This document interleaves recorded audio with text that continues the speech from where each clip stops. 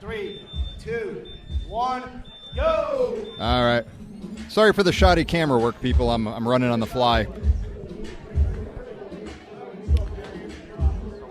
Yep, we are good to go. Okay, folks, this is Heat 3 of the medley.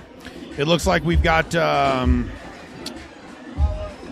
No, excuse me, I'm sorry. This is Heat 2 of the medley. Hard to believe I've lost track of things because I haven't even started drinking yet, unlike most of the other people here. Okay, we got Josh Everett, Andrew Tucker, and Chris Ramsey here.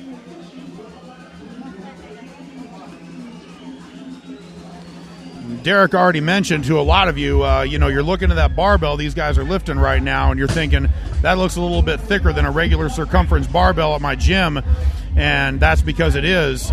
How does that thickness of the bar, Derek, in your opinion, make this event more difficult?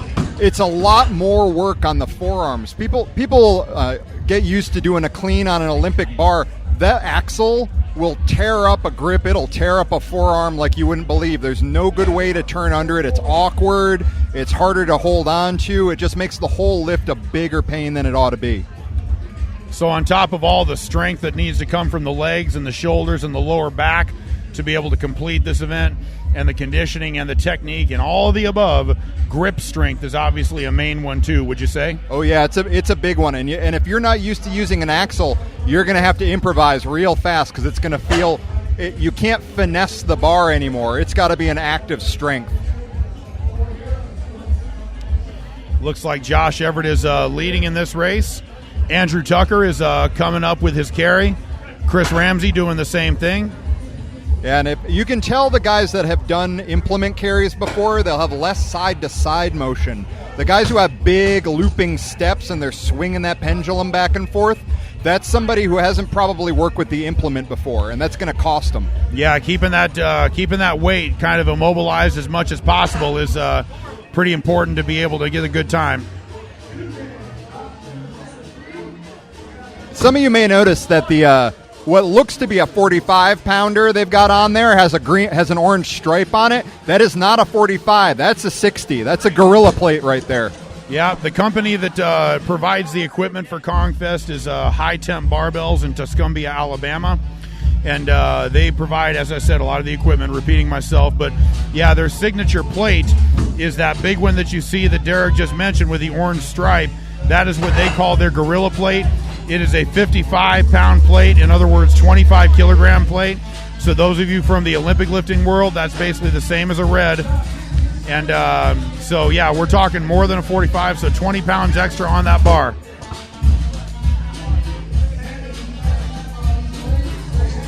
Very nice, repping those out. Once you get that axle up on the shoulder, you want to blow out those overhead presses without setting it down as much as you can, because cleaning that axle will just take the energy right out of you.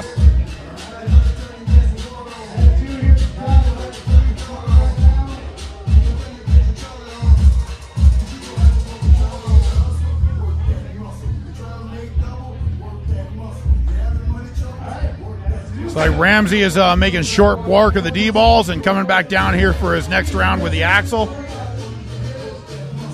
Josh Everett flying down the floor. Looks like Andrew Tucker is still negotiating that D-ball down at the far end.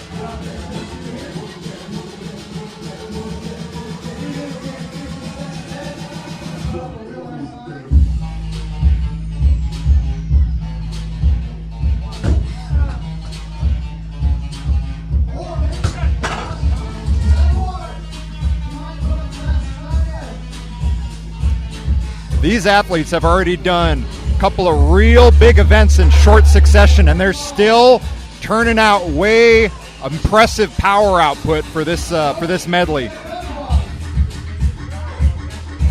Yeah, if you think about it, all those of you who are watching this, you're watching the difficulty of this event and the strain and the physical toll that it takes on you, and then you remember this is basically the fourth thing these guys have done today. They started out with a snatch ladder, which is a maximum snatch workout, followed by a heavy stone loading 300-pound strongman loading event, followed by Kong, which is just a slaughterhouse of a workout, and now they've got to do this just to complete it. I mean, most people could spend weeks just training to do King Kong. And these guys have done it in the middle of a competition. Absolutely unreal. It looks like Josh Everett has finished his day.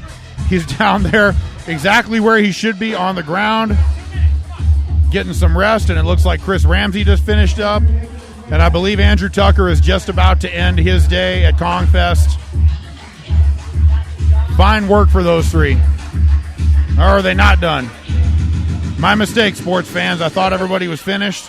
Looks like Chris Ramsey and Andrew Tucker still have D-balls, which probably means another round. See, the fun never stops at Kongfest. Holy cow. Guess I overstated the case there. Josh Everett obviously blew this thing away.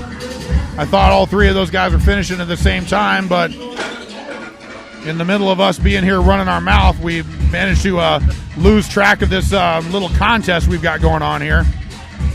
So fighting to finish, these guys are. I frankly don't know how these guys have anything left after today. This is just something you'd spend days recovering from unless you were, conditioned like these guys are.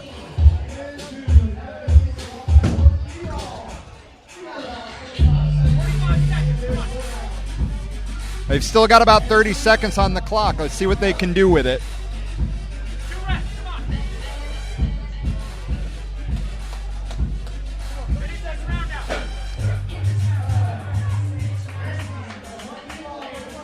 See right here, you got one athlete cheering on another. Come on, let's see if he can finish up. Andrew Tucker trying to finish up his day here, working hard to get his reps done. That one looked good. So you got one more. And that was a no rep, which means he has to complete that one again, if you can believe that.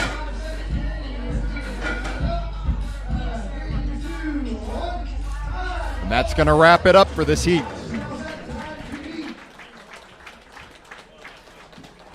And it looks like that was the time cap. 7 minutes, people, just passed. It looks like that is our cap for time on this. And as you can see, a lot of guys are just fighting hard to finish this thing. Next heat coming up is going to be Andrew Cifelli, DeMarco Snow, Frank Brooks, and Sam Leahy.